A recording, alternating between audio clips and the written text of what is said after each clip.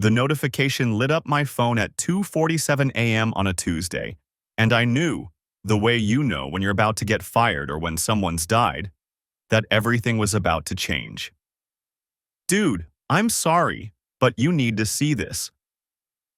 The message was from Tyler Grant, my college roommate. We hadn't spoken in maybe 3 months.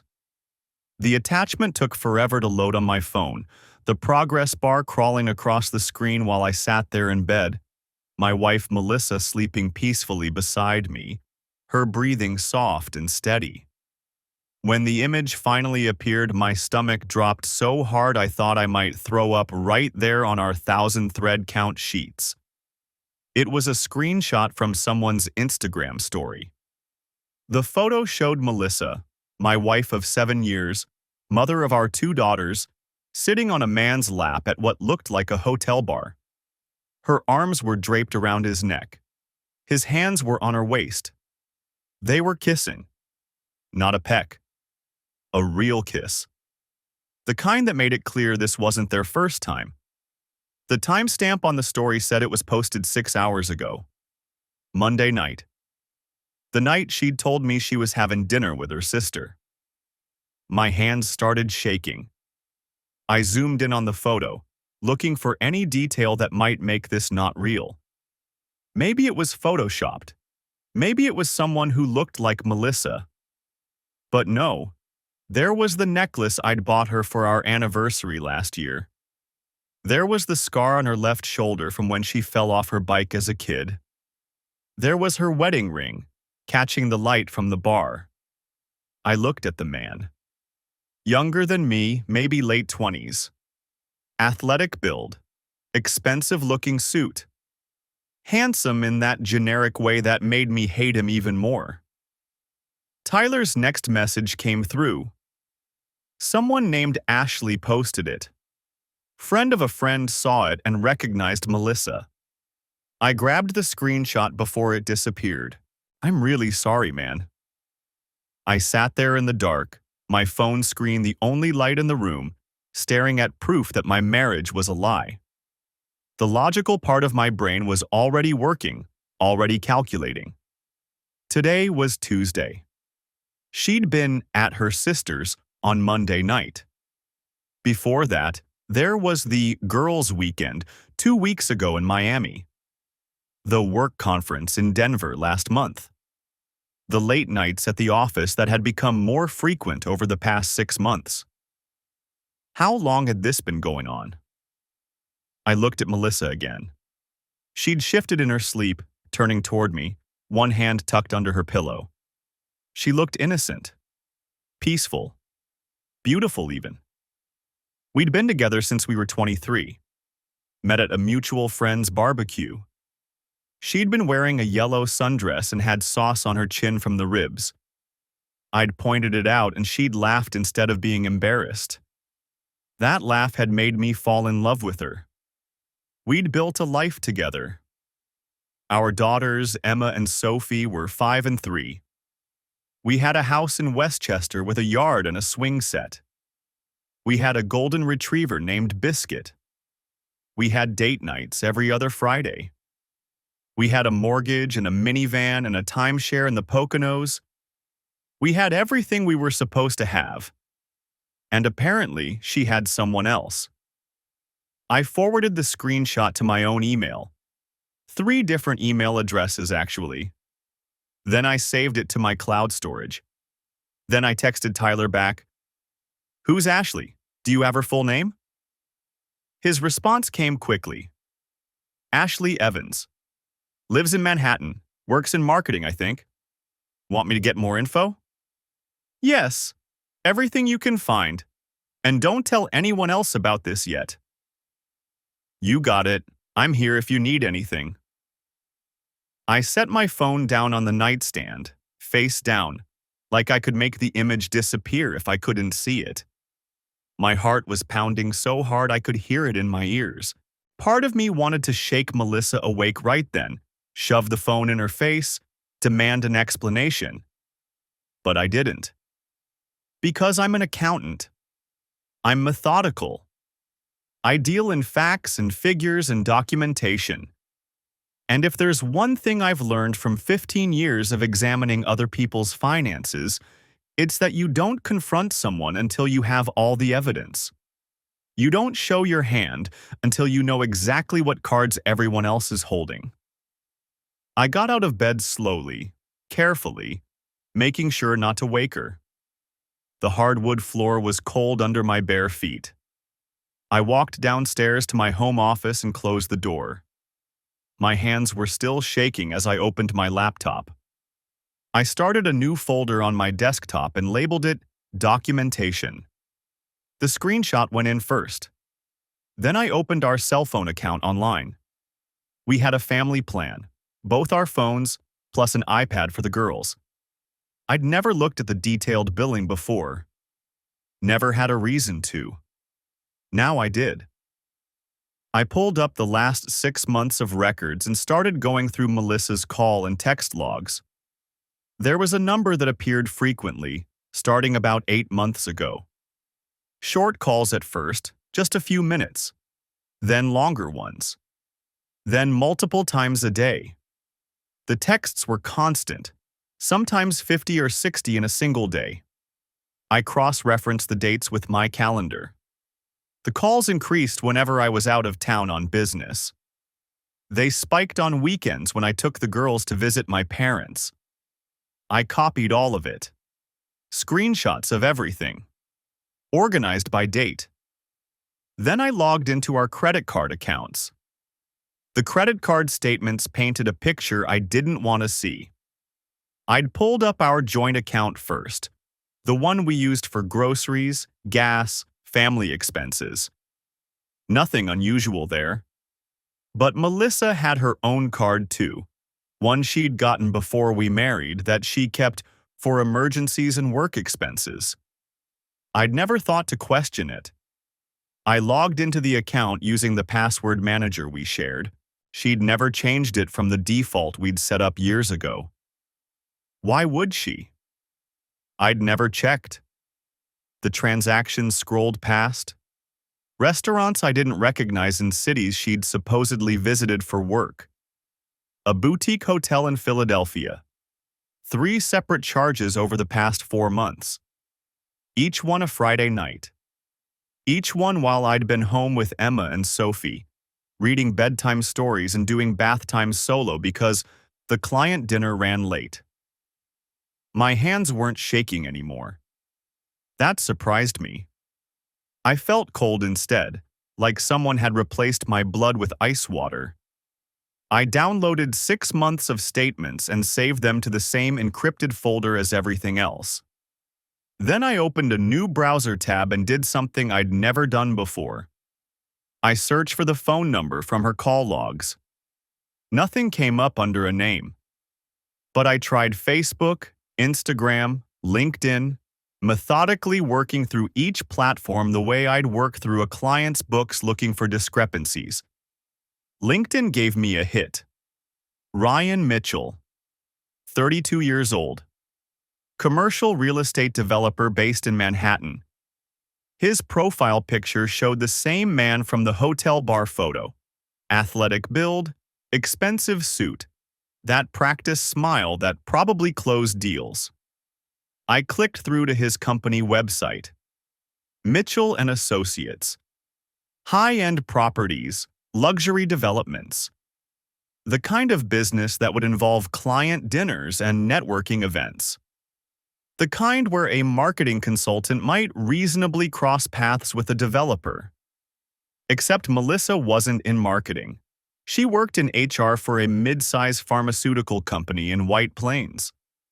I checked the time, 3:47 a.m. I'd been at this for an hour. Melissa would be up in 3 hours for her morning run. Emma and Sophie would wake up around 7, demanding pancakes and cartoons. I had decisions to make. The rational part of my brain, the accountant part, said to keep gathering evidence. Document everything. Build an airtight case before making any moves. But another part, smaller and angrier, wanted to wake her up right now. shove the phone in her face, and watch her try to explain. I did neither. Instead, I opened her laptop. She'd left it on the kitchen counter, charging overnight like she always did. I knew her password, the same one she'd used since college, her childhood dog's name plus her birth year. We'd never kept secrets. Or so I'd thought. Her email loaded. I felt a twinge of guilt, then pushed it down. She'd kissed another man while wearing the necklace I'd given her for our 7th anniversary. Whatever privacy she thought she deserved had evaporated the moment Tyler's screenshot lit up my phone. I searched for Ryan's name. 47 emails over the past 8 months. I opened the oldest one first. It was great meeting you at the conference. I don't usually do this, but I haven't been able to stop thinking about our conversation. Would you like to grab coffee sometime? The conference in Denver. 1 month into what I now knew was a lie. Her response. I had a wonderful time too. Coffee sounds nice. I skipped ahead, sampling emails at random. The progression was textbook. Coffee became lunch. Lunch became dinner. Dinner became late-night texts about how complicated everything was, how they never meant for this to happen, how they couldn't help how they felt. The most recent email was from 3 days ago. Can't wait to see you Friday. I booked our usual room. Friday, 2 days from now. When she was supposedly attending a professional development seminar in Stanford. I sat back in my chair, staring at the screen. The kitchen clock ticked in the silence. Somewhere upstairs, one of the girls coughed in her sleep. Probably Sophie. She'd been fighting a cold. I should have felt something more. Rage, maybe, or crushing sadness. Instead, I just felt tired and weirdly focused, like I was reviewing a particularly complex tax return and had just found the error that made everything else make sense. My phone buzzed. A text from Tyler. You okay, man? I know it's late, but I'm up if you need to talk. I typed back. I'm good. Thanks for the heads up. Really? What are you going to do? Good question. I looked at the evidence I'd compiled. Screenshots, phone records, credit card statements, emails. A clear pattern of infidelity spanning at least 8 months, probably longer. Any divorce attorney would salivate over documentation this thorough. But something nagged at me. Something about Melissa's behavior over the past few months that went beyond just the affair. She'd been distracted, yes. Distant. But there'd been something else, too. A nervousness I'd attributed to work stress. Jumpy when I came home unexpectedly. Protective of her phone in a way she'd never been before. And those volunteer activities she'd started 6 months ago. The Missing Children's Advocacy Group. She'd joined after seeing a news story about a local kid who'd disappeared from a playground. Said it broke her heart, that she wanted to help. She'd started attending meetings twice a month, helping coordinate searches, providing support to families. I'd thought it was admirable, a good use of her time and organizational skills. Now I wondered. I opened a new browser tab and searched for the organization.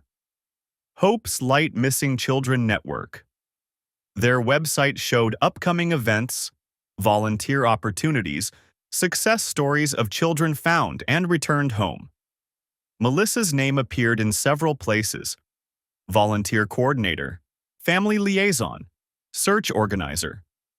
I clicked through to their Facebook page. Photos of vigils, search parties, awareness campaigns. Melissa appeared in several, wearing a Hope's Light t-shirt, handing out flyers, comforting tearful parents. One photo stopped me cold. It was from a search event 3 weeks ago. Melissa stood with a group of volunteers, all wearing matching shirts, but it wasn't her I focused on. It was the man standing just behind her left shoulder, partially obscured by another volunteer. Ryan Mitchell. I zoomed in on the photo, my heart rate picking up for the first time since this whole thing started. He was wearing casual clothes, jeans and a polo, but it was definitely him. Same face, same build. Why would a commercial real estate developer be volunteering at a missing children's event? I went back through the Facebook photos, looking more carefully now. There, another event 2 months ago. Ryan in the background again, this time helping load boxes into a van. And another, a fundraising dinner. Ryan at a table with Melissa and 3 other volunteers I didn't recognize. I pulled up Ryan's LinkedIn again and scrolled through his work history. Nothing about charitable work or volunteer activities. His profile painted a picture of someone focused entirely on business. Deals closed, properties developed, profits maximized. So why was he spending his free time at missing children's events? The clock read 4:23 a.m. My coffee had gone cold. I should sleep. I had a client meeting at 9 and needed to function like a normal human being. But I kept digging. I went to Hope's Light's website and found their list of current cases. Children still missing, families still searching. 12 cases in New York and Connecticut. Photos of smiling kids who'd vanished from parks, schools, their own front yards. I recognized some of the names from Melissa's calendar. Meeting with the Patterson family. Call with Diaz case coordinator. Follow-up on the Turner investigation. She'd been heavily involved in at least 6 of these cases. I opened a new document and started making notes. Names, dates, locations. Cross-referencing Melissa's calendar with the missing children's cases, with her credit card charges, with her emails to Ryan. And that's when I saw it.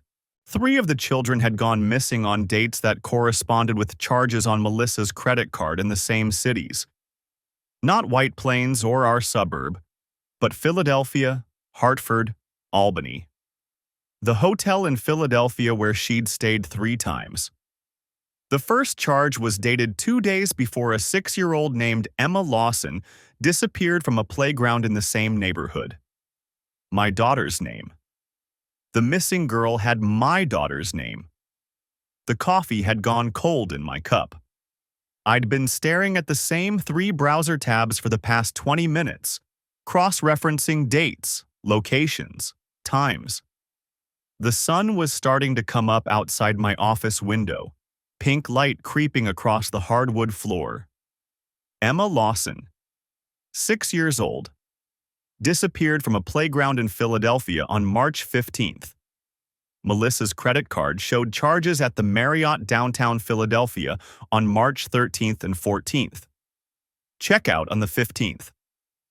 I pulled up the Hope's Light website again. There was Melissa's smiling face in the volunteer section, under Community Outreach Coordinators. The photo showed her at some kind of fundraising event, holding a balloon and wearing a Hope's Light t-shirt.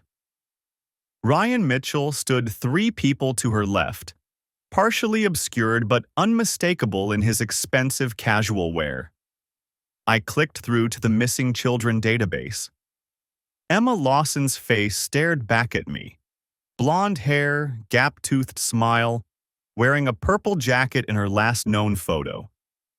The details were sparse. Last seen at Fairmount Park Playground. Mother had turned away for less than a minute to help her younger son on the swings. My hands were shaking again. I set down the coffee cup before I could spill it. There were 2 other correlations I'd found. A 7-year-old boy named Jacob Turner in Hartford. Disappeared May 3rd. Melissa had charges at the Hartford Hilton on May 1st and 2nd. And a 5-year-old girl named Sophia Martinez in Albany, missing as of June 20th. Melissa's card showed the Albany Marriott on June 18th and 19th. 3 cities, 3 missing children, 3 hotel stays. I opened a new document and started typing everything out. Dates, locations, charge amounts, check-in and check-out times. I pulled up the Hope's Light Facebook page and started scrolling through their event photos, looking for Ryan Mitchell. He appeared in 11 different photos spanning the last 6 months. Always in the background, never prominently featured. In one photo from April, he was talking to a woman I didn't recognize, mid-40s, professional-looking, with short dark hair. The caption identified her as Linda Reeves, Hope's Light Executive Director. I searched Linda Reeves next. Her LinkedIn showed 15 years in nonprofit management, previous work with children's advocacy organizations, a master's degree in social work from Columbia. Nothing suspicious. Glowing recommendations. Awards for her work with missing children's families. But there was something about the way Ryan stood next to her in that photo. Too close. Too familiar. I went back to Melissa's emails, searching for Linda's name. Nothing. I tried Hope's Light. 7 results, all forwarded newsletters and event invitations sent to a general mailing list. Then I tried searching for volunteer schedule. 1 result. An email from Melissa to Ryan, sent 3 weeks ago. Got the volunteer schedule for next month. We're both assigned to the Philadelphia Family Support Group on the 15th. L says the mother is struggling, might be ready to accept help. L. Linda Reeves. The mother is struggling, might be ready to accept help. I read it again, then again. My phone buzzed. A text from Tyler. You doing okay, man? Haven't heard from you. I typed back, still gathering information. Can I call you later? His response came immediately. Anytime. Seriously. I went back to the Hope's Light website and found the family support section. It described how volunteers worked directly with families of missing children, providing emotional support, helping coordinate search efforts, offering resources. I clicked on the Success Stories page. There were 6 families featured, each with a photo and a brief testimonial about how Hope's Light had helped them through their darkest hours. I scanned the text, looking for anything unusual. The 3rd story stopped me cold. When our daughter Emma disappeared, we didn't know where to turn. Hope's Light volunteers were there from day 1, helping us organize search parties and navigate the police investigation. While Emma is still missing, knowing that dedicated people are still looking gives us hope. Special thanks to Melissa and the entire outreach team for their unwavering support. The testimonial was signed by Jennifer and Mark Lawson. Philadelphia. I pulled up my phone and took photos of everything on my screen. The testimonial. The email about the volunteer schedule. The missing children's profiles.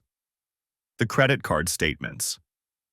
I uploaded them all to 3 different cloud storage accounts. Then I went back to Melissa's emails and searched for Jennifer Lawson's name. 43 results. I started reading chronologically. The first email was dated March 16th, the day after Emma disappeared. Dear Jennifer, I can't imagine what you're going through right now. I'm a volunteer with Hope's Light, and I wanted to reach out personally to let you know we're here to help in any way we can. I'm also a mother of 2 young girls, and my heart is breaking for you. Please don't hesitate to reach out if you need anything, someone to talk to, help organizing searches, or just a shoulder to cry on. You're not alone in this. Love, Melissa. The response from Jennifer came 2 hours later. Thank you so much for reaching out. I don't know what to do. The police are searching, but I feel so helpless. Any help would be appreciated. The emails continued, Melissa checking in daily, offering support, providing updates about search efforts. She sent Jennifer links to resources about coping with trauma. She organized a candlelight vigil. She helped set up a Facebook page for Emma. And then, on April 2nd, an email that made my stomach drop. Jennifer, I know this is difficult to hear, but I've been doing this work for a while now, and I've learned that sometimes the police miss things. There are private investigators who specialize in missing children cases, people with resources and connections the police don't have. I know a group that's had success in several cases. They're expensive, but they get results.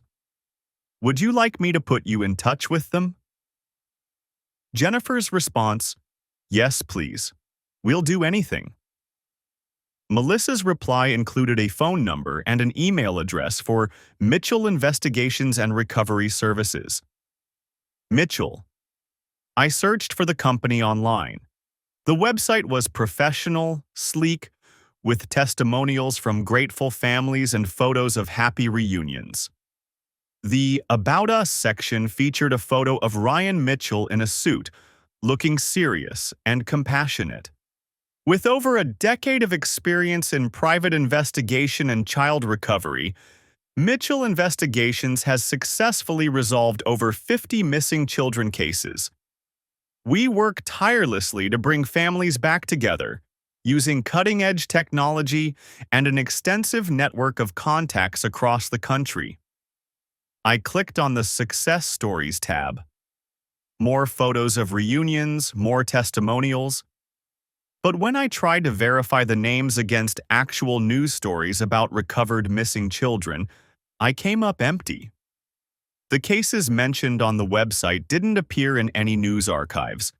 The testimonials were fake. I went back to the emails between Melissa and Jennifer Lawson. On April 5th, Jennifer wrote, "We met with Mr. Mitchell yesterday. He seems very knowledgeable and confident he can help. The retainer is $25,000, but we're willing to pay anything. He said he has leads the police haven't explored." Melissa's response, "I'm so glad. Ryan, Mr. Mitchell, is the best. I've seen him work miracles. Stay strong." The emails continued through May and June, Jennifer updating Melissa on the investigation's progress. Melissa offering encouragement. And then, on July 1st, Melissa, Mr. Mitchell says he's close to a breakthrough but needs additional funds to follow up on a lead overseas. Another $15,000. We've already borrowed so much from family, but if there's any chance. Do you think this is legitimate? I trust you, and you recommended him, but I'm starting to worry. Melissa's response came 3 hours later. Jennifer, I understand your concern. This work is expensive, and I know you've already invested so much, but Ryan has never let a family down. If he says he has a lead, I believe him. That said, only you can decide what's right for your family. I'm here for you either way. $40,000. Maybe more. I opened a new browser tab and searched for Missing Children Recovery Scam. The results filled my screen. The emails between Melissa and Linda Reeves went back further than those with Ryan. 18 months. Long before the affair started, if that's even what this was. I sat in my office as dawn broke, my third cup of coffee gone cold. The house was still quiet. Melissa wouldn't wake for another hour. I'd spent the last 3 hours mapping everything in a spreadsheet. Because that's what I do. I find patterns in numbers, in data, in things that don't add up. And this didn't add up. Linda Reeves had hired Melissa as a volunteer coordinator 14 months ago. The emails started casual, scheduling, donor thank yous, event planning. Then 4 months in, The tone shifted. "I think we've found someone who understands the mission," Linda had written. "Someone with the right sensibilities." Melissa's response: "I want to help however I can. These families deserve answers." 3 weeks later, the first mention of Ryan. Not by name, just "my contact," and "someone who can provide real results." The Denver conference where Melissa and Ryan supposedly met. It was a Hope's Light National Summit. Linda Reeves gave the keynote. Ryan wasn't listed as an attendee, but there were photos of him in the background of several shots, always near Linda. I pulled up the website for Mitchell Investigations again. The domain was registered 19 months ago, 1 month before Linda hired Melissa. My hands were shaking as I opened a new browser tab and searched for Linda Reeves's background. She'd founded Hope's Light 6 years ago after her own daughter disappeared. Kaylee Reeves, age 8, vanished from a park in Syracuse. Massive search effort. National media coverage. No leads, no body, no resolution. Linda became an advocate, a voice for the voiceless. She testified before Congress. She appeared on morning shows. She raised millions for the organization. I kept digging. The organization's tax filings were public record. I downloaded the last 3 years and opened them side by side. Revenue had increased steadily. $2.3 million last year from donations and grants. Expenses looked normal at first glance. Salaries, office space, awareness campaigns, family support services. But there was a line item that caught my attention. Case investigation contracts, $340,000. I cross-referenced it with the previous year, $290,000. The year before that, $185,000. The amounts were increasing, but there was no detail about who received these contracts or what they delivered. Just a vendor listed as MIR Services LLC. I searched the business registration database. MIR Services LLC was incorporated in Delaware 20 months ago. The registered agent was a law firm that specialized in anonymous corporate structures. But the business address was in Manhattan, the same building where Ryan Mitchell's office was located.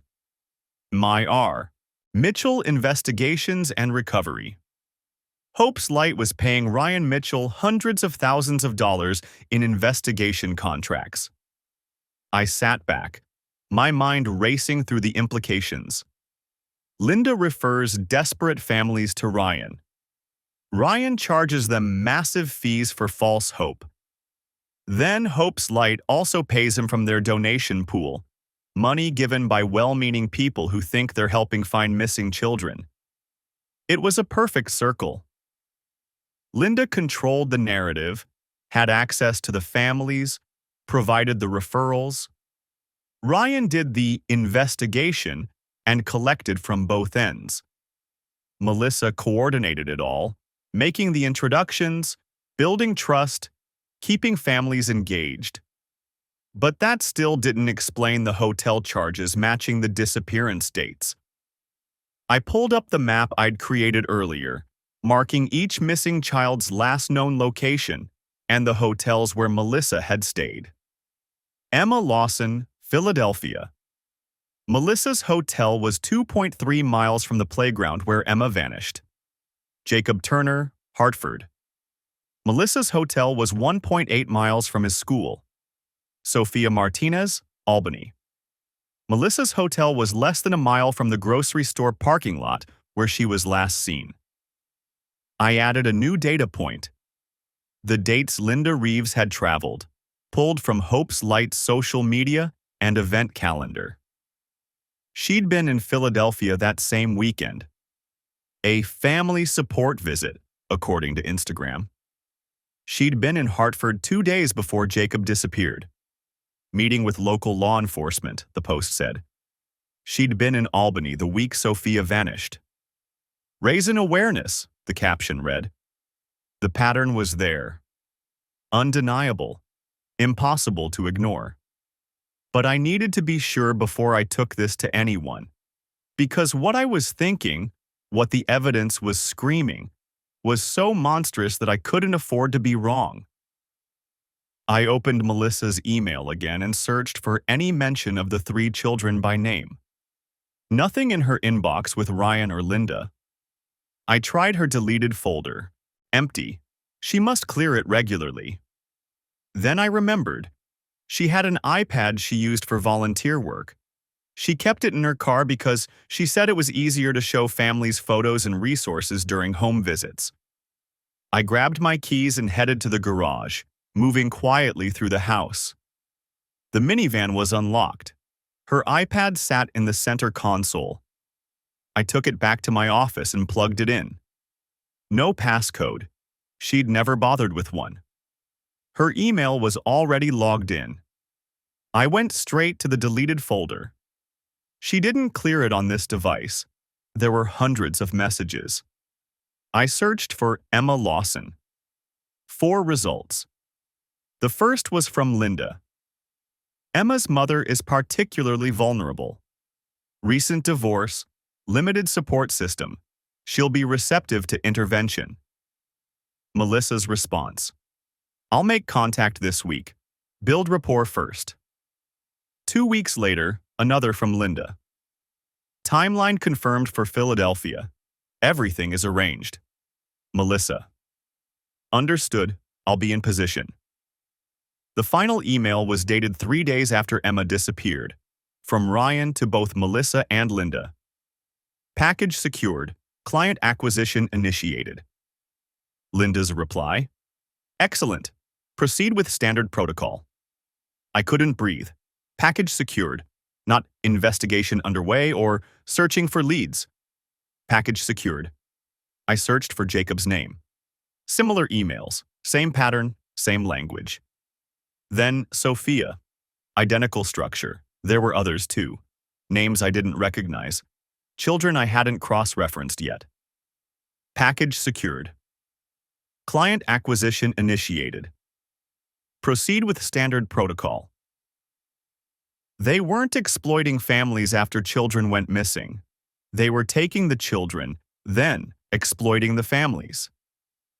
Linda identified vulnerable targets, single parents, struggling families, people without strong support systems. She'd position herself or Melissa nearby. Then the child would vanish, and in their grief and desperation the families would be referred to Ryan, who would extract every dollar he could while feeding them false hope. And the children? I opened a new search window, my hands trembling so badly I could barely type. FBI Missing Children Database. I entered the names one by one, pulling up the official case files. Emma Lawson, still missing. Investigation ongoing. Jacob Turner, still missing. No leads. Sophia Martinez, still missing. Family offering reward. Kaylee Reeves, Linda's daughter. The tragedy that started it all. I pulled up her case file, reading details I'd skimmed earlier. She disappeared from a park 6 years ago.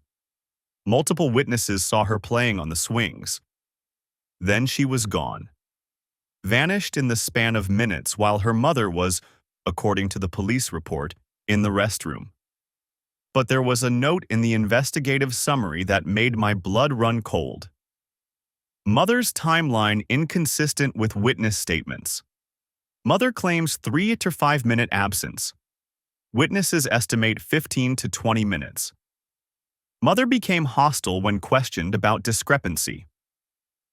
The investigation had focused on stranger abduction. They'd never seriously considered Linda. Because who would suspect a grieving mother? I sat there as the sun rose higher, illuminating my office in harsh morning light. Linda hadn't lost her daughter. She'd started with her daughter. And then she'd built an empire on the same horror she'd inflicted on herself, refining it, perfecting it, recruiting others to help her scale it.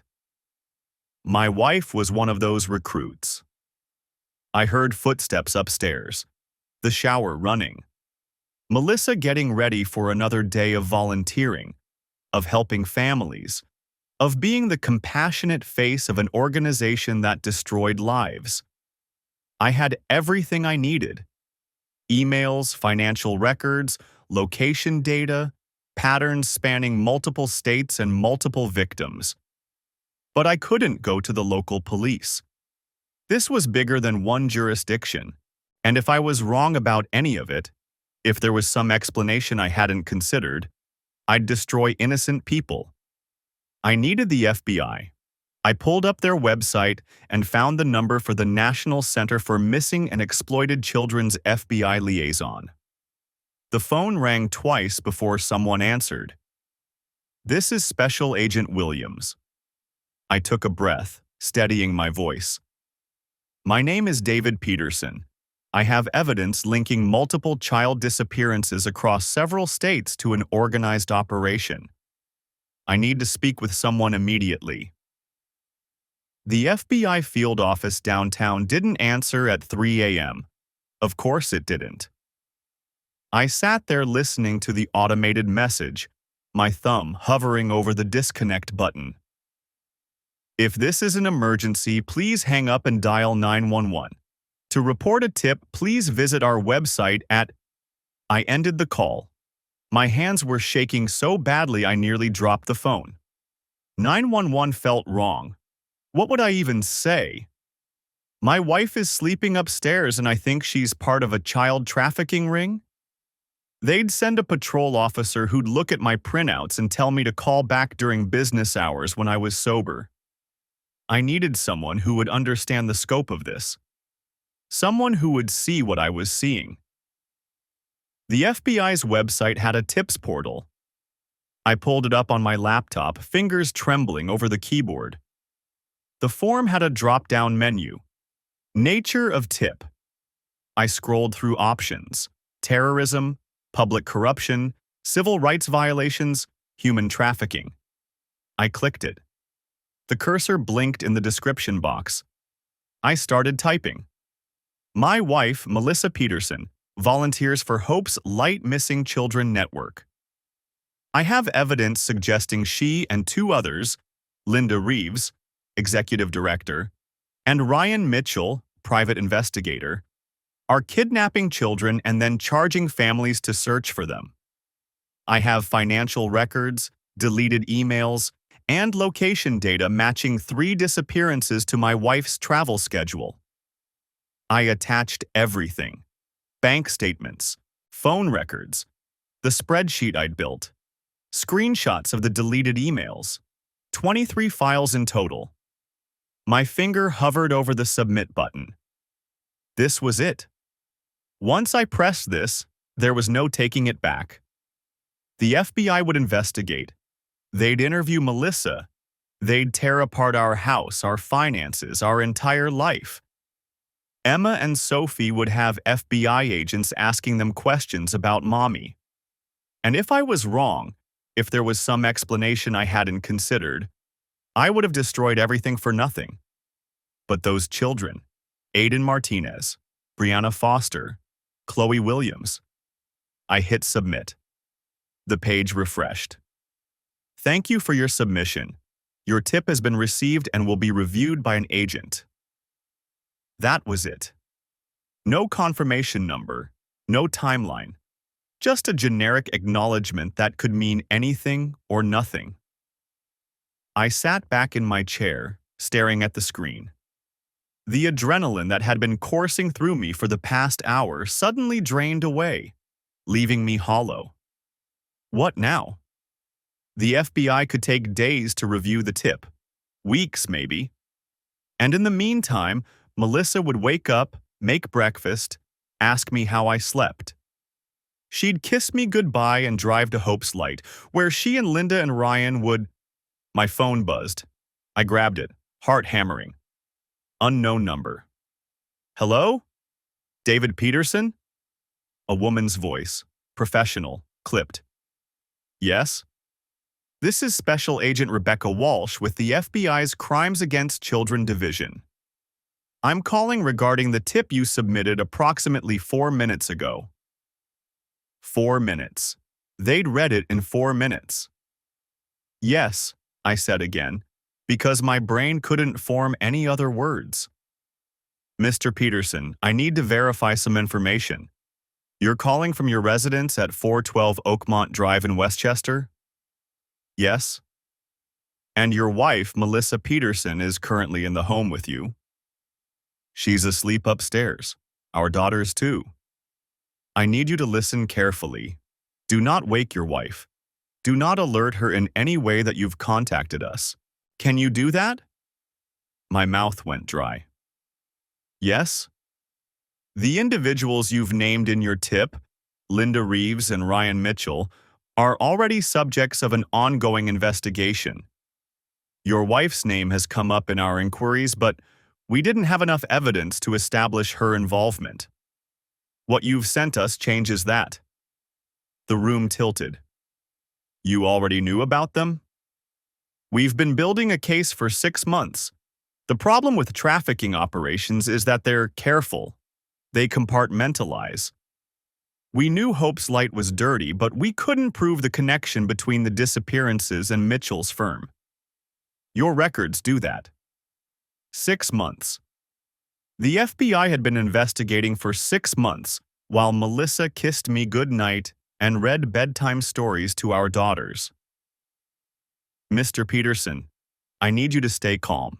Can you do that? I don't know. I'm going to send 2 agents to your location. They'll be there in approximately 20 minutes. When they arrive, they're going to ask you to come with them to answer some questions. Your wife will wake up and find you gone. That's intentional. We need her to think everything is normal for as long as possible. Why? Because we're executing search warrants simultaneously at 6 locations in 4 states at 6 a.m.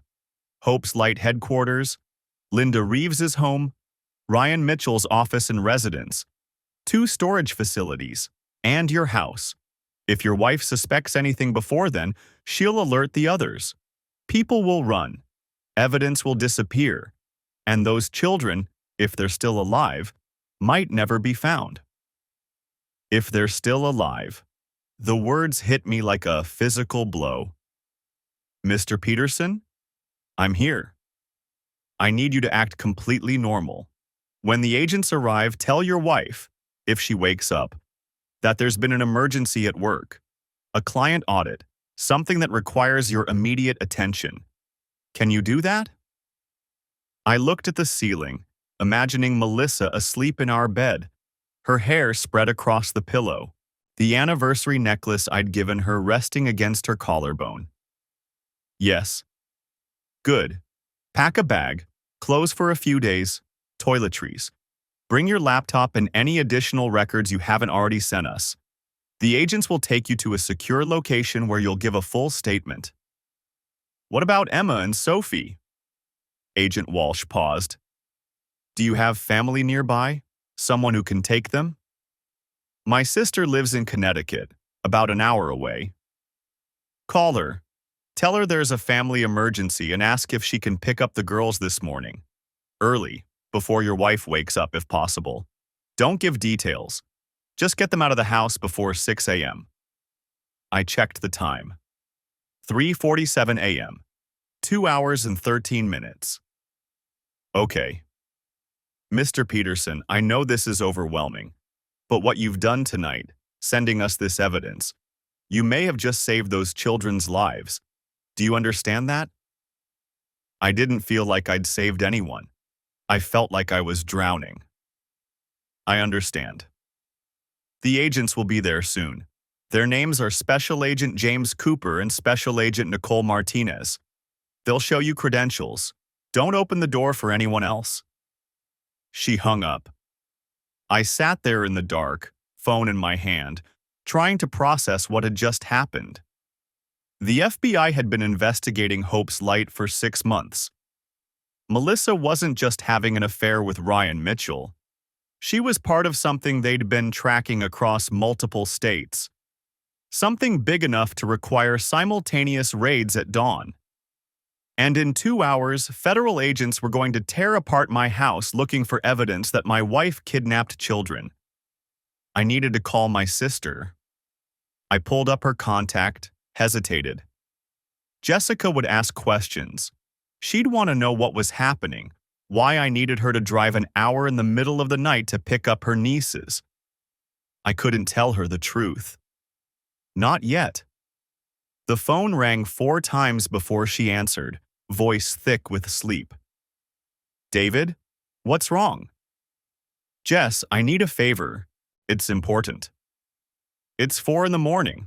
Is someone hurt? No, everyone's fine. But I need you to come pick up Emma and Sophie as soon as you can. Silence. Then, what's going on? There's a situation with Melissa. I can't explain right now, but I need the girls out of the house. Please, Jess. I'll tell you everything later, but right now I just need you to trust me. Another pause. I could hear her moving, sheets rustling. I'll be there by 5:30. Thank you. David, are you safe? Are the girls safe? I looked up at the ceiling again. Melissa was right above me, sleeping peacefully while I sat in the dark, planning how to hand her over to the FBI. Yeah, I said. We're safe. It was the first lie I'd told since this whole thing started. The house felt like a stage set waiting for the curtain to rise. I stood in the kitchen at 4:15 a.m., hands wrapped around a coffee mug I hadn't actually drunk from, watching the clock on the microwave count down the minutes. Emma's overnight bag sat by the back door. I'd packed it 20 minutes ago. Pajamas, her stuffed rabbit, a change of clothes. Sophie's was next to it. In 90 minutes, I'd wake them up, tell them they were going to Aunt Rachel's for a special surprise breakfast. They'd be confused but excited. Kids that age don't question unexpected treats. The stairs creaked. My heart stopped. I turned, forcing my face into something resembling normal, as Melissa appeared in the doorway, wearing the same t-shirt she'd been sleeping in. Her hair was messy, eyes still half closed. You're up early, she said, voice rough with sleep. Couldn't sleep. I lifted the mug. Figured I'd get a head start on work. She moved to the coffee maker, and I watched her pour a cup with hands that looked steady. Hands that had typed those emails. Hands that had coordinated with Ryan Mitchell while children disappeared. Package secured. Big day? She asked. The usual. I kept my voice level. You? Meeting with Linda at 9.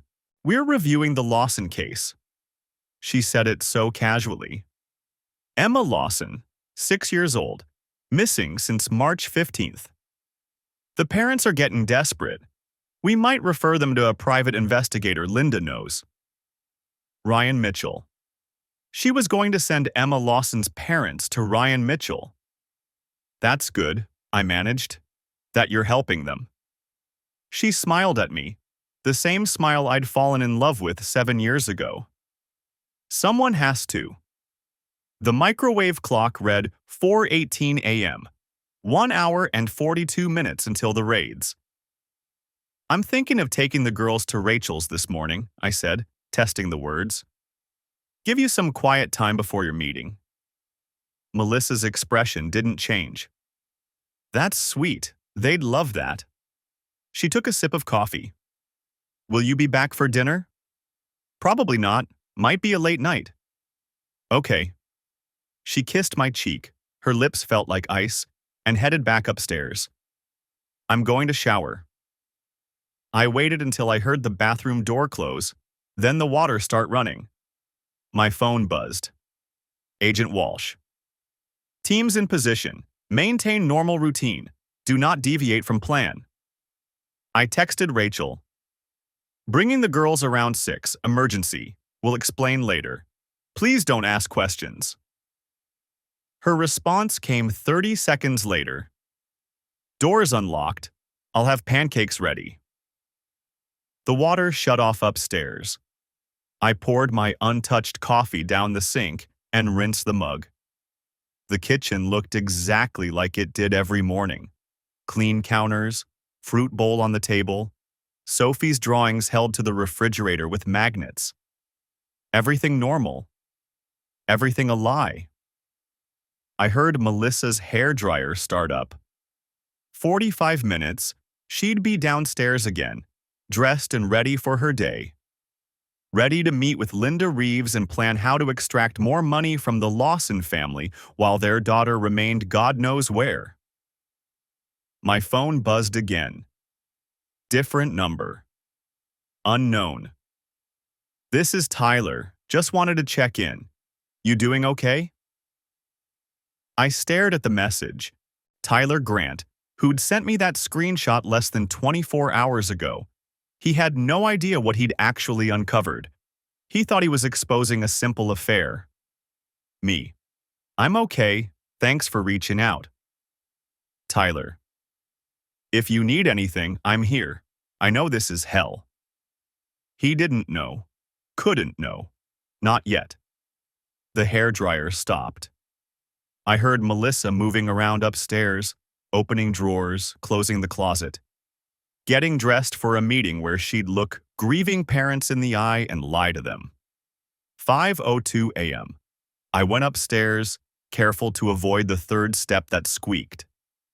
Emma and Sophie's room was dark, except for the nightlight shaped like a turtle that projected stars across the ceiling.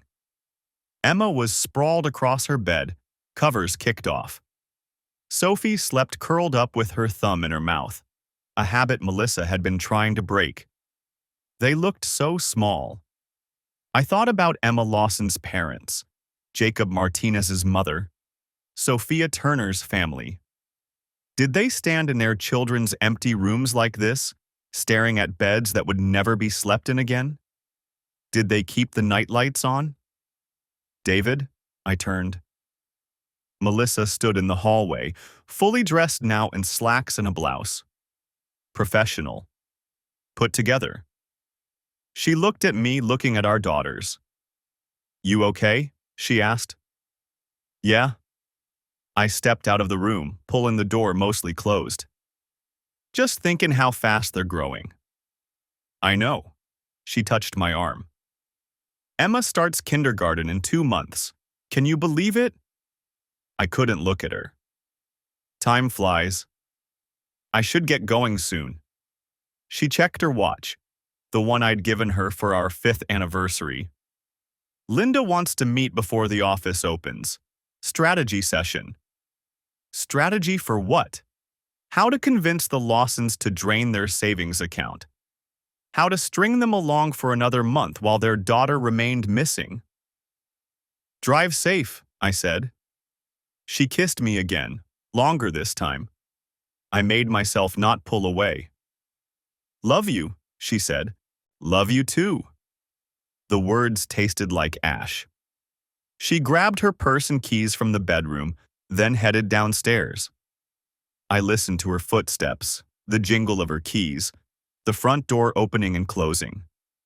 Her car started in the driveway. Headlights swept across the hallway wall as she backed out.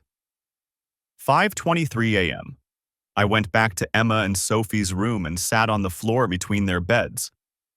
The turtle nightlight kept rotating, casting slow-moving stars across the walls. Emma stirred, mumbled something in her sleep. Sophie's thumb slipped from her mouth. My phone buzzed. I pulled it out carefully. Agent Walsh. Subject 1 mobile. Heading south on Route 9. We have eyes on her. Subject 1. Melissa. Another text. Subject 2 still at primary residence. Ryan Mitchell. Still at his house in Scarsdale, probably sleeping peacefully in his expensive sheets, unaware that federal agents were parked outside. Another. Subject 3 confirmed at Hope's Light office. Linda Reeves, already at work at 5:30 a.m., probably destroying evidence or moving files or doing whatever people do when they don't know the walls are about to close in. I looked at my daughters. In 30 minutes, I'd wake them. In 45 minutes, we'd be in the car. In an hour, they'd be at Rachel's, eating pancakes and watching cartoons, safe and far away from whatever was about to happen here. Emma opened her eyes. Daddy? Hey, sweetie. I kept my voice soft. How'd you like to go to Aunt Rachel's for breakfast? Now? She rubbed her eyes. It's still dark. I know, but she's making special pancakes, the kind with chocolate chips. That got her attention. Really? Really. But we have to be quiet so we don't wake Sophie yet. Okay. She sat up, suddenly excited. Can I bring Mr. Hoppy? Already packed him. She grinned at me, and something in my chest cracked. She looked so much like Melissa.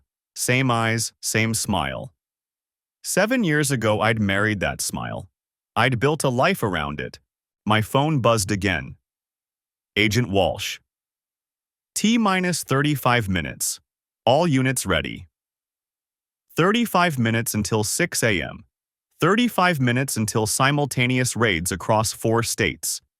35 minutes until everything ended. I helped Emma get dressed while Sophie continued sleeping. She chattered about the pancakes, about whether Aunt Rachel's cat would be awake, about whether they could watch the new episode of her favorite show. Normal kid things. Beautiful, ordinary, innocent things. Daddy, why are you crying? Emma asked suddenly. I touched my face. Wet. I'm not crying, sweetie, just tired. Oh. She accepted this without question, the way kids do. Can we go now? Let's get your sister up first. I woke Sophie gently. She was crankier than Emma, confused about the early hour, but the promise of chocolate chip pancakes won her over too. I got them both dressed, helped them brush their teeth, grab their bags. 5:47 a.m. We walked to the car through the pre-dawn darkness. The neighborhood was silent. Lights were starting to come on in a few houses, early risers getting ready for work, parents preparing for school runs. Normal Tuesday morning routines. I buckled the girls into their car seats. Emma was still chattering. Sophie was already falling back asleep, head lolling against the side of her seat. My phone buzzed as I started the engine. Agent Walsh. Proceed as planned. We'll contact you after. I pulled out of the driveway. In my rearview mirror, I could see our house. The house where Melissa and I had planned to grow old. Where we'd brought both our daughters home from the hospital, where I'd discovered last night that my wife was part of something monstrous. The house that would be swarming with federal agents in 13 minutes. I drove toward Rachel's as the sky began to lighten in the east. The headlights cut through the pre-dawn darkness as I merged onto the highway. In the rearview mirror, Emma and Sophie slept in their car seats, still in their pajamas. Sophie clutched her stuffed rabbit. Emma's head tilted against the window at an angle that would make her neck sore when she woke up. My phone showed 5:47 a.m., 13 minutes.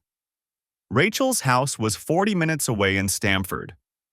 I'd called her at 4:30 a.m., waking her from sleep with a conversation I never imagined having. David, what's wrong? I need you to take the girls for a few days, maybe longer. I can't explain everything right now, but is it Melissa? The question had stopped me cold.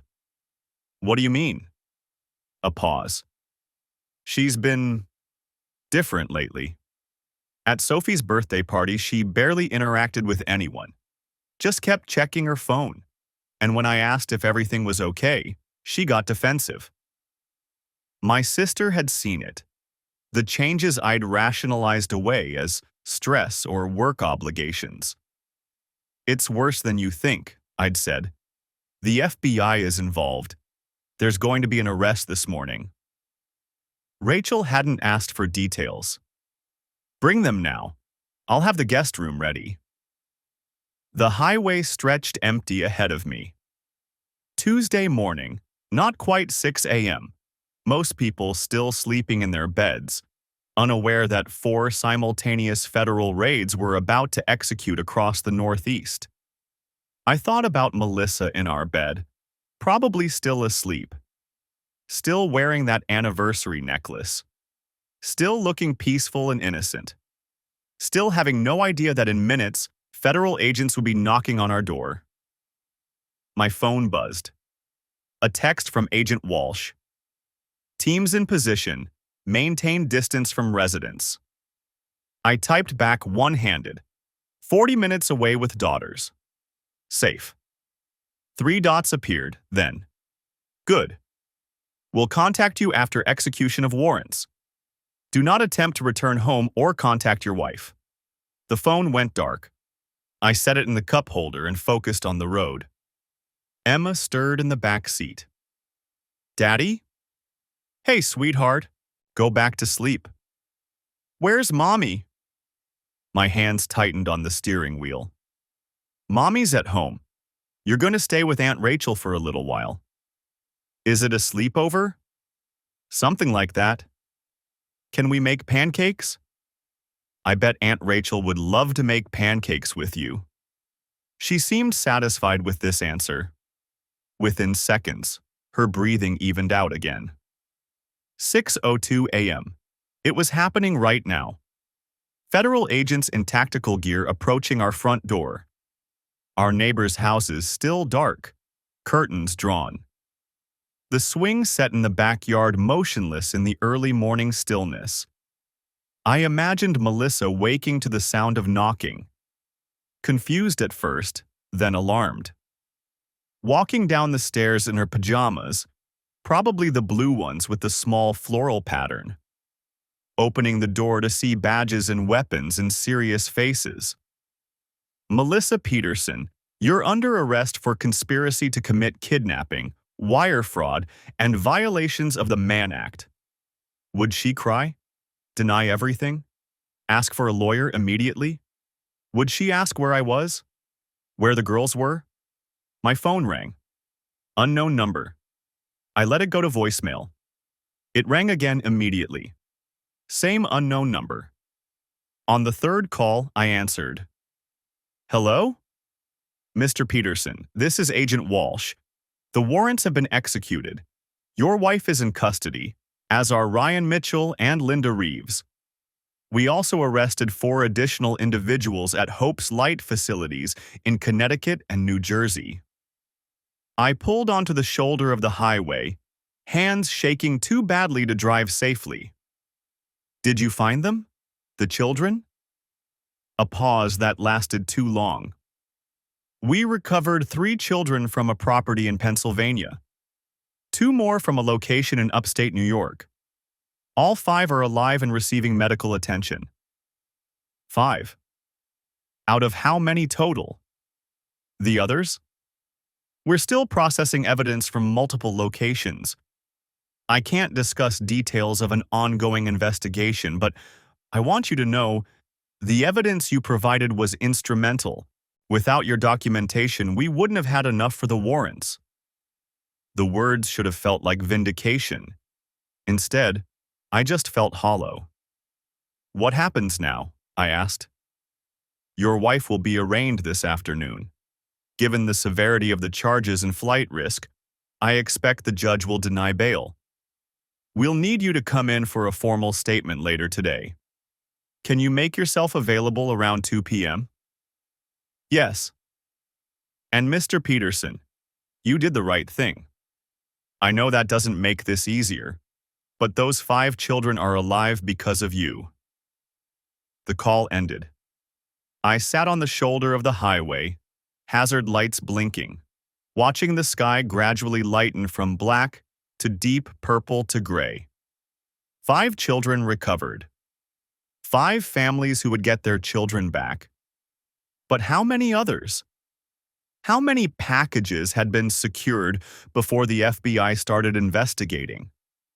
How many families had paid Ryan Mitchell's firm thousands of dollars for fake leads while their children were being trafficked to God knows where? I thought about the deleted emails I'd found. Client acquisition initiated. Like they were selling insurance or office supplies, not stealing children from parks and playgrounds and front yards.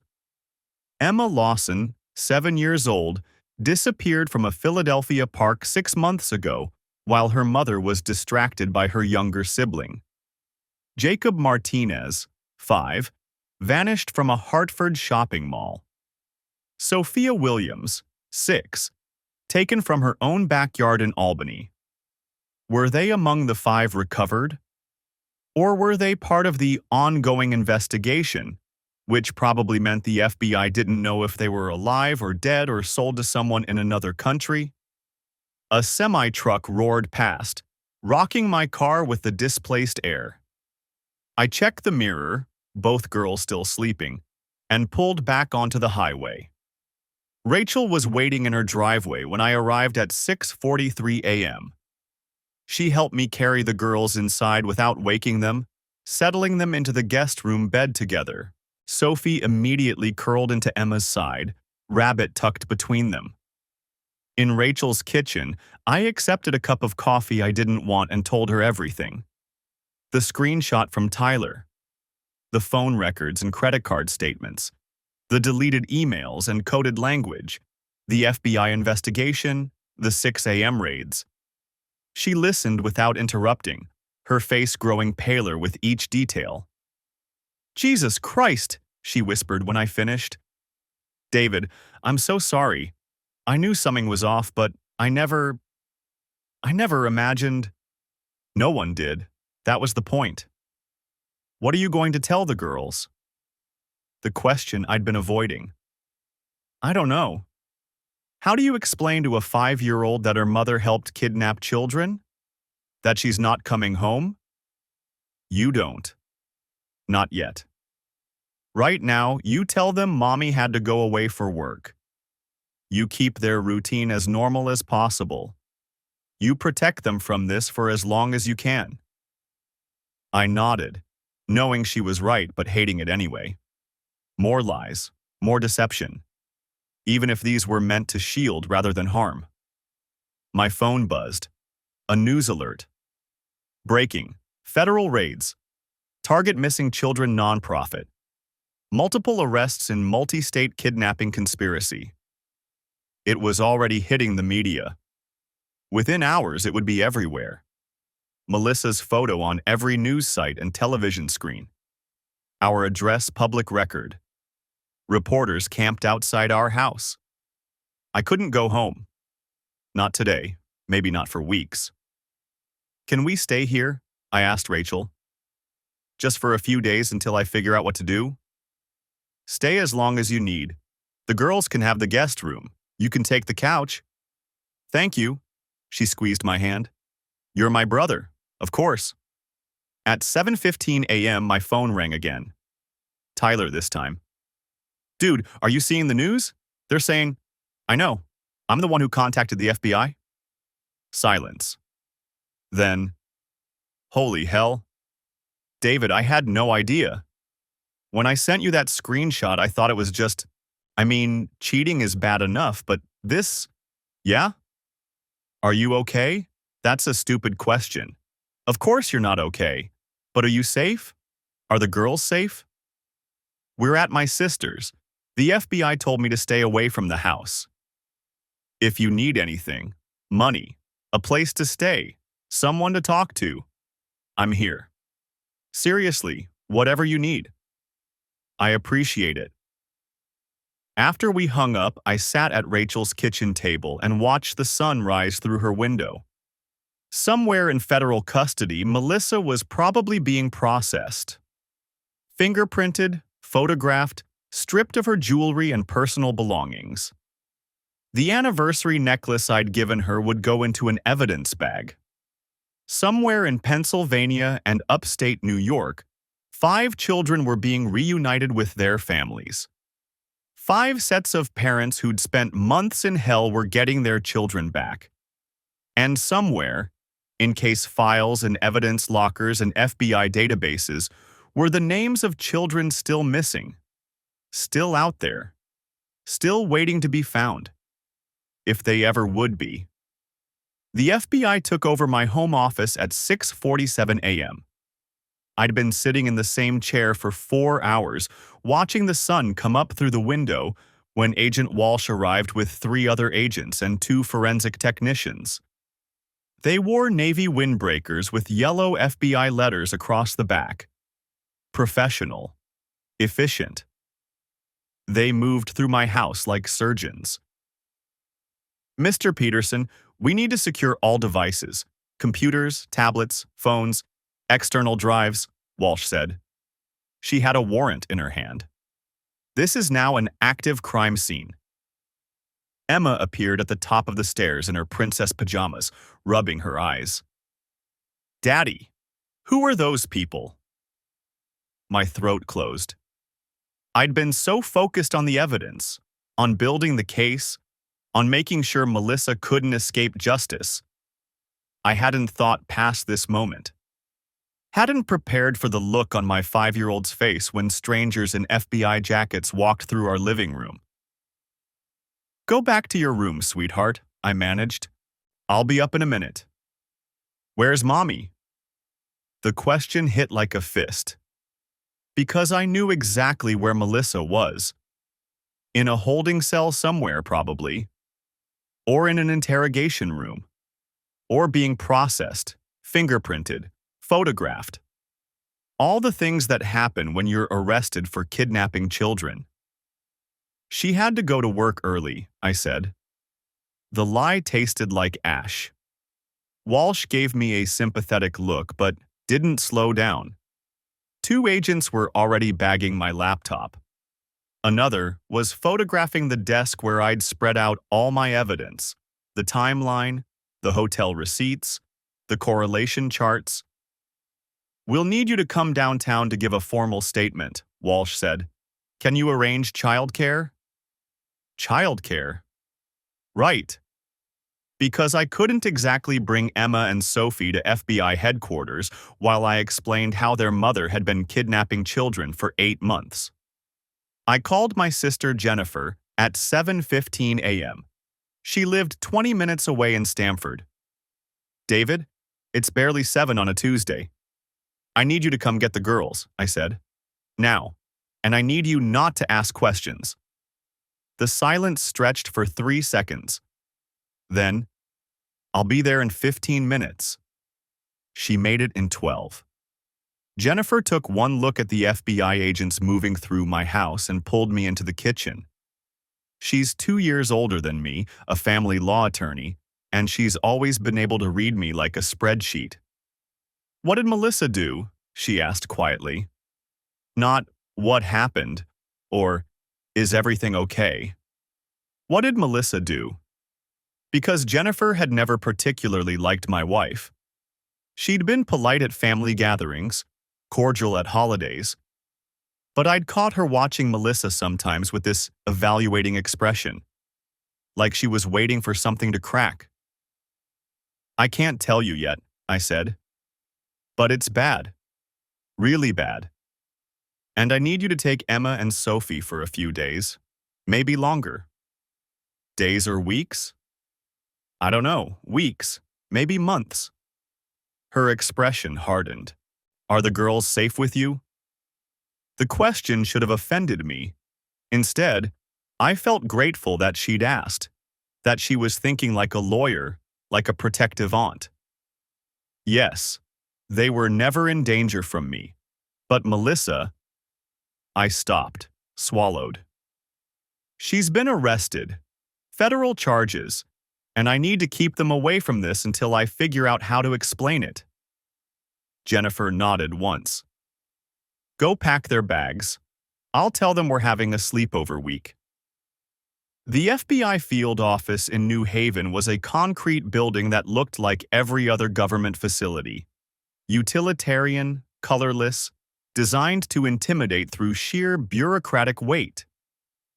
Walsh led me to a conference room on the 3rd floor. No windows. A metal table bolted to the floor. Recording equipment in the corner with a blinking red light. "This is being recorded," she said, "for your protection as much as ours. You're not under arrest. You can leave at any time. But we need your full cooperation. I sat down.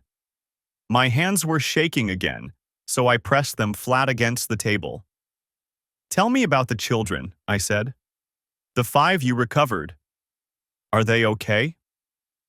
Walsh exchanged a glance with the other agent in the room.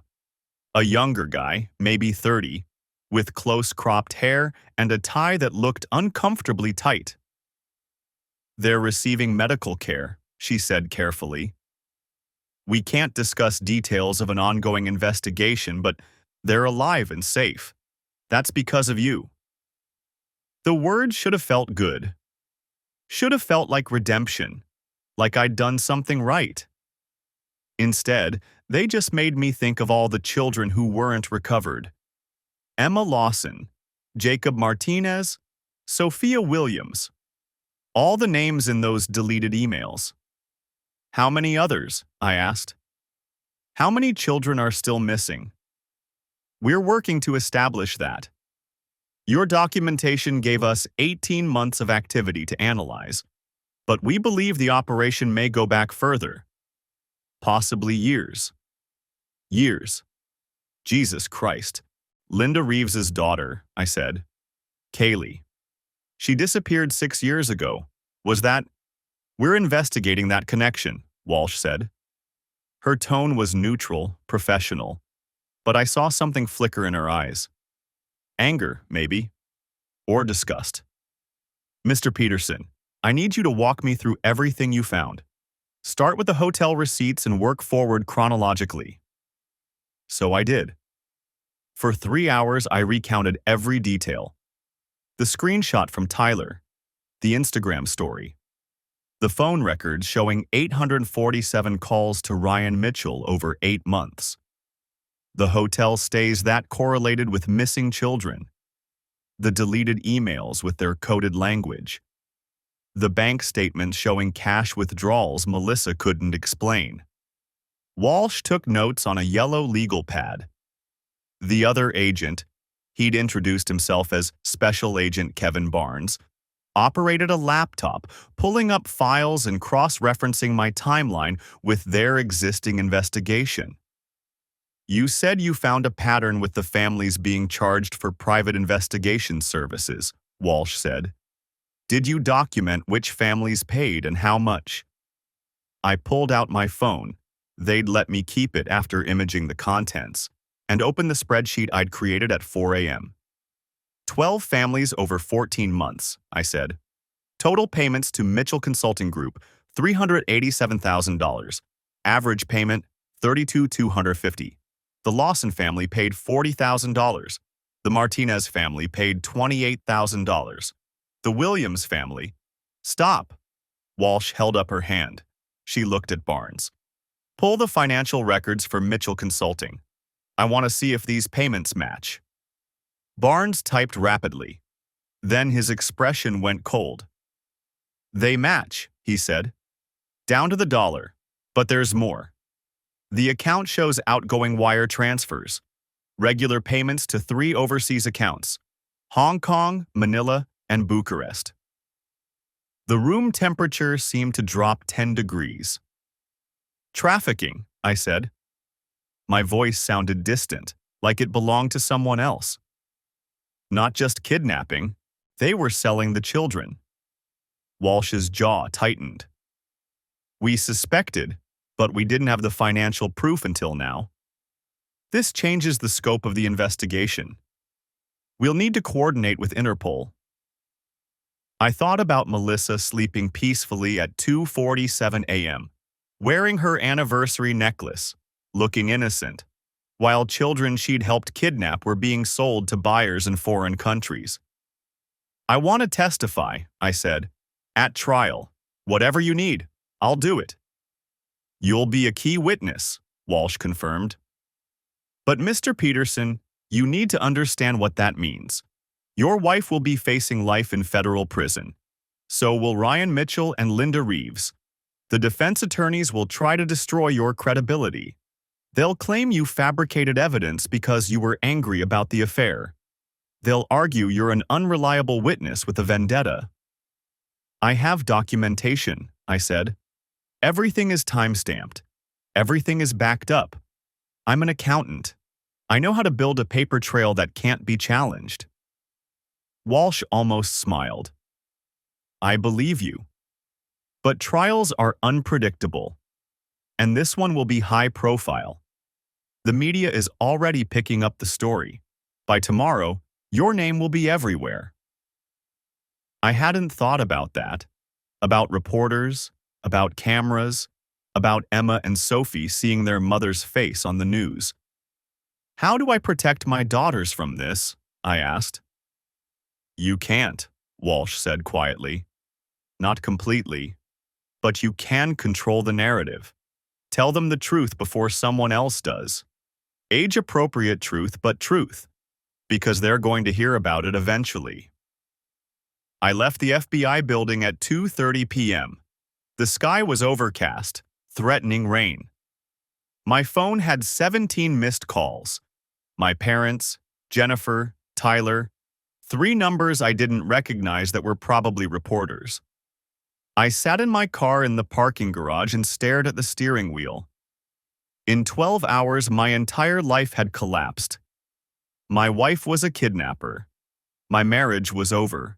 My daughters would grow up knowing their mother had hurt children.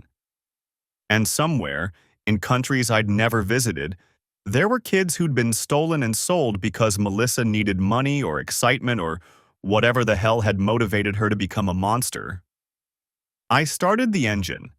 I had to pick up Emma and Sophie from Jennifer's house. Had to figure out what to say to them. Had to somehow explain that Mommy wasn't coming home. My phone buzzed. A text from Walsh. Grand jury convened. Indictments expected within 48 hours. Stay available. 48 hours until Melissa was formally charged. 48 hours until this became irreversible. I drove home through streets that looked exactly the same as they had yesterday. Same houses, same trees, same stop signs. But everything had changed. And I still had no idea how to tell my daughters that their mother was gone. 3 years later, the courtroom was packed when the jury foreman stood to deliver the verdict. I sat in the gallery between Jennifer and Tyler, my hands gripping the wooden bench so hard my knuckles had gone white. Emma and Sophie were at Jennifer's house with a babysitter, mercifully unaware that today would mark the end of their mother's trial. On the count of conspiracy to commit kidnapping, we find the defendant guilty.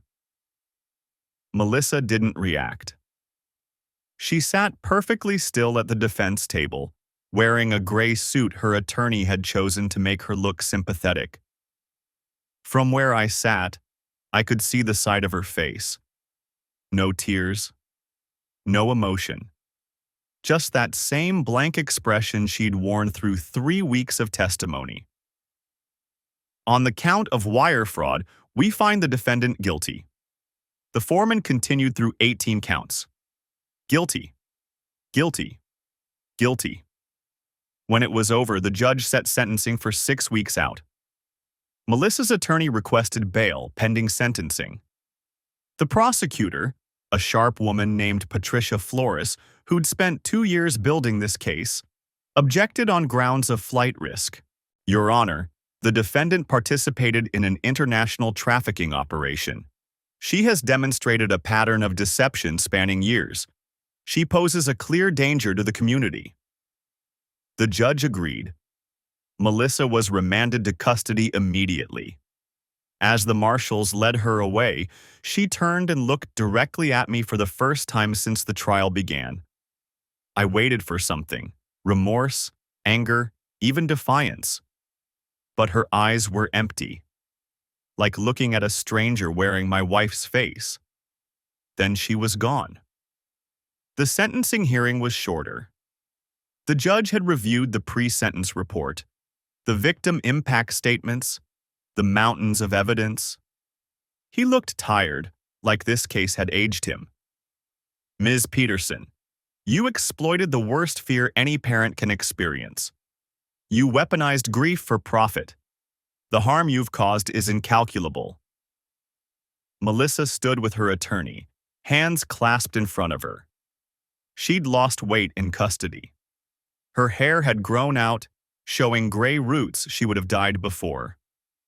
45 years in federal prison, eligible for parole after 30. The number hung in the air.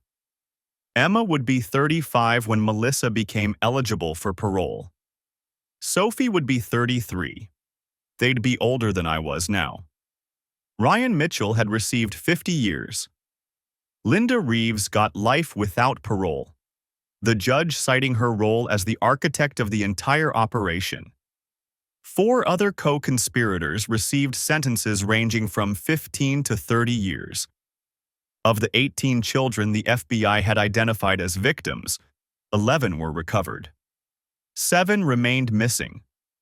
Their photos still appeared on the FBI's website, on milk cartons, on billboards along highways. Emma Lawson, Jacob Martinez, Sophia Williams, 4 others whose names I'd memorized from the trial testimony. 7 families still waiting, still hoping, still checking their phones every time an unknown number called. The recovered children were in therapy. Some had been returned to their families.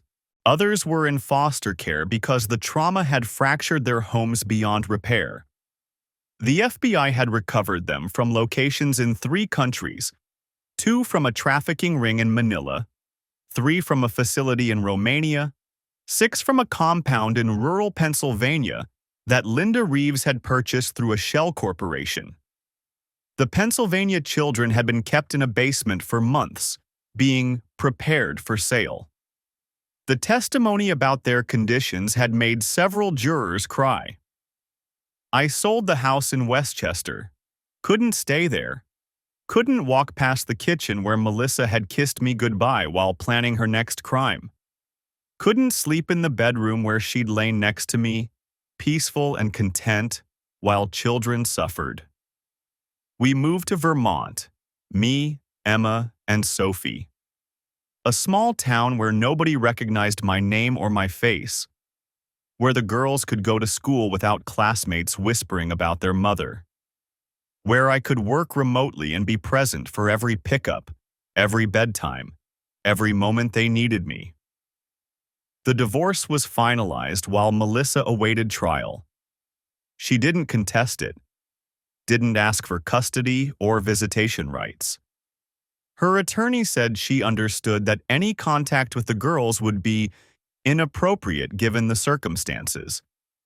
That was the word they used, inappropriate, like she'd made an off-color joke instead of destroying lives. I told Emma and Sophie the truth when they were ready. Not all of it, not the details about trafficking or the coded emails or the children who were never found, but enough. Mommy hurt people, I said. She made very bad choices and now she has to be in jail for a long time. Emma, 7 years old by then, had processed this with the strange resilience of children. Will we ever see her again? I don't know, sweetheart. That's up to you when you're older. Sophie, 5, had asked if it was her fault. That question had broken something in me that I wasn't sure would ever fully heal. No, baby, none of this is your fault. Mommy's choices were hers alone. They saw a therapist twice a week. Dr. Sarah Brennan, a specialist in childhood trauma, who taught them coping strategies and helped them understand that they could love their mother while also recognizing what she'd done was wrong. Some days were harder than others. Sophie had nightmares. Emma became anxious when I was late picking her up from school. They both struggled with trust in ways that killed me to witness. But they were resilient. They made friends. They joined soccer teams and art classes. They laughed and played and slowly, gradually, began to heal. Tyler visited us in Vermont twice a year. He'd never married, never had kids of his own, but he was the best uncle Emma and Sophie could have asked for. He taught them to fish in the stream behind our rental house. He brought them books and art supplies. He never mentioned Melissa unless they asked. "You did the right thing," he told me during one visit, after the girls had gone to bed. We sat on the porch drinking beer, watching fireflies drift across the yard. "Doesn't always feel that way," I said.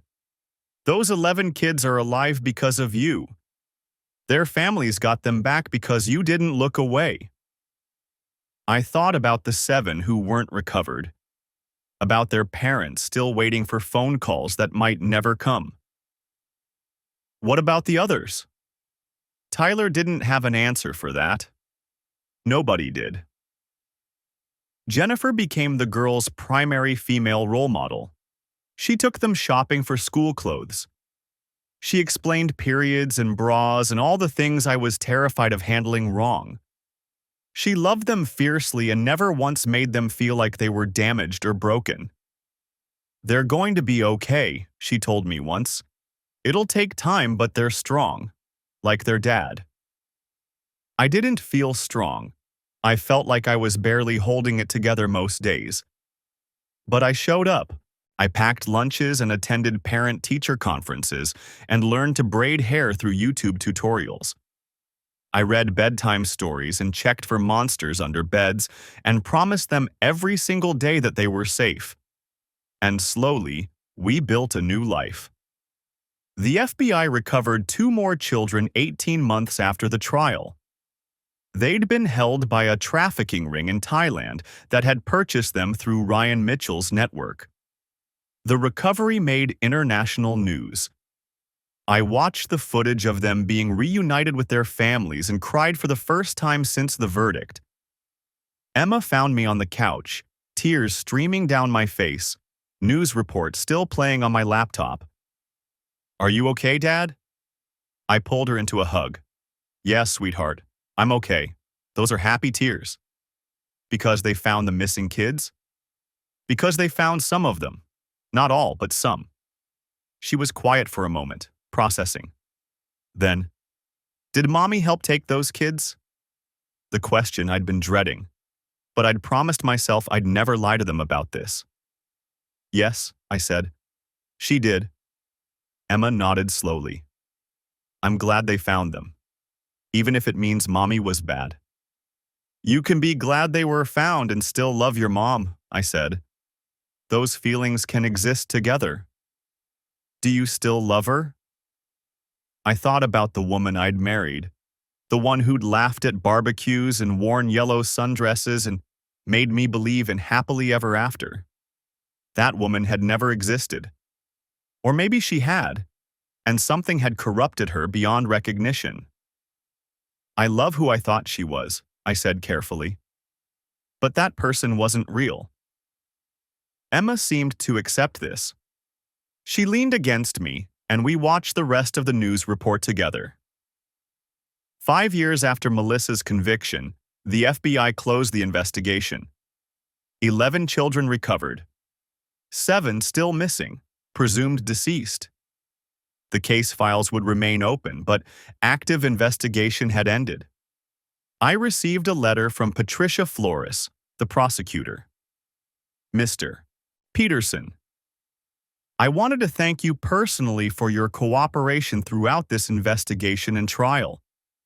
Your documentation and testimony were instrumental in securing justice for the victims. I know this has been an unimaginable ordeal for you and your daughters. Please know that the children we recovered are receiving ongoing care and support. Several have been successfully reunited with their families and are thriving. Your courage in coming forward prevented additional victims. That may not ease your pain, but it's the truth. Sincerely, Patricia Flores." I kept the letter in a drawer with all the other documentation from the case. Evidence of the worst chapter of my life. Proof that I'd done the right thing, even when it destroyed everything. Emma turned 13. Sophie turned 11. They were good kids, kind, empathetic, thoughtful. They volunteered at the local animal shelter. They stood up for bullied classmates. They understood, in a way most children didn't, that the world contained both beauty and horror. Sometimes they asked about Melissa. I showed them photos from before, our wedding, their births, family vacations. I wanted them to know they came from love, even if that love had been built on lies. "Do you think she's sorry?" Sophie asked once. "I don't know," I admitted. "I hope so, but I honestly don't know." Neither of them had asked to visit her in prison. I'd told them it was their choice when they were ready. So far, they hadn't been ready. I didn't push. This was their journey, their healing. All I could do was be there when they needed me. On a Tuesday morning in October, 10 years after that first screenshot lit up my phone, I sat on our porch in Vermont watching Emma and Sophie catch the school bus. They were teenagers now, Emma 15, Sophie 13. They wore backpacks and headphones and the casual confidence of kids who'd survived trauma and come out stronger. The bus pulled away. I waved until it disappeared around the corner. My phone buzzed. A news alert. Linda Reeves, convicted child trafficker, found dead in prison. Apparent suicide. I stared at the notification for a long moment. Then I deleted it. Linda Reeves was gone, but the damage she'd caused would echo for generations. Families still missing children. Recovered victims still processing trauma. Emma and Sophie still navigating the reality of their mother's crimes. But they were navigating it. We all were. I'd learned that healing isn't linear. Some days were good. Some days the weight of everything threatened to crush me. But we kept moving forward, kept building our new normal, kept choosing hope over despair. The girls I'd protected that morning 10 years ago, rushing them to Jennifer's house before the FBI raids, had grown into remarkable young women. They understood that people were complex, that love and harm could coexist, that justice mattered even when it hurt. I'd given them that. Not through grand gestures or perfect parenting, but through showing up every day. Through telling the truth even when it was painful. Through demonstrating that doing the right thing sometimes cost everything, but was still worth doing. The 11 recovered children had their lives back because I'd looked at that screenshot and kept digging instead of looking away. 7 families still grieved, but they had answers. They knew what happened. They could begin to process their loss instead of living in endless uncertainty. It wasn't enough. It would never be enough. But it was something. I finished my coffee and went inside to start another day. Because that's what you do. You keep going. You keep choosing truth over comfortable lies. You keep protecting the innocent, even when the cost is devastating. And you teach your children, through action rather than words, that character is defined not by the evil we encounter, but by how we respond when we discover it. Even when that evil wears a familiar face. Even when it sleeps beside you. Even when confronting it means losing everything you thought you knew about your life. You still do the right thing. Always.